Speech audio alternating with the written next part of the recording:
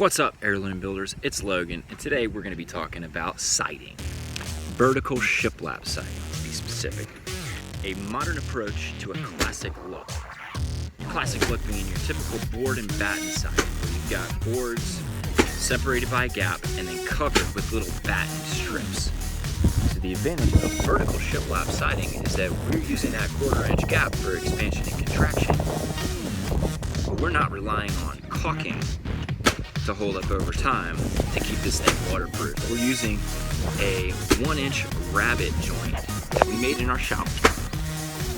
We overlap these boards 3/4 of an inch.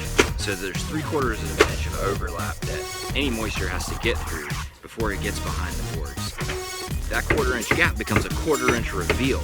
It's a recessed space that looks really sharp. It keeps our lines crisp and clean, and it keeps our wall flat. It's a nice, clean, modern look to a vertical siding. Our second layer of waterproof insurance here is that we've got a rain screen.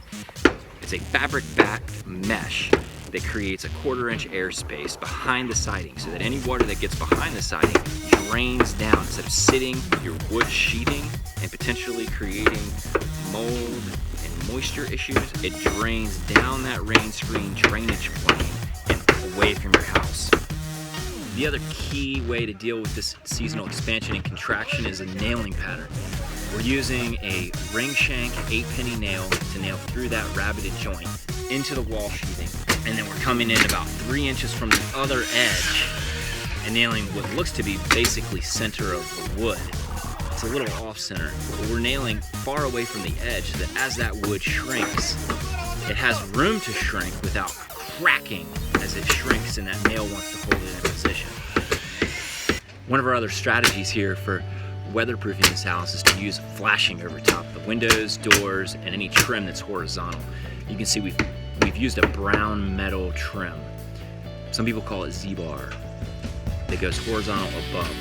And it has a leg that tucks up behind the siding, extends out and down with a drip leg, so that any water that gets behind and sits on that horizontal piece has a way to drain away from the house. Another critical component is we run our siding 1 inch below the framing so that it effectively has 1 inch of overlap over top of the foundation. So it's going to take forever for this stuff to rot and decay, especially with this kind of installation. We've got a drainage plane, rain screen behind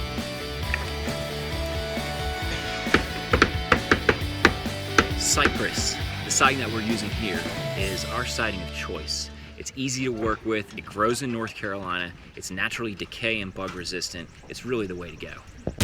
Siding, it's like the skin of your bone. Let's keep putting it up.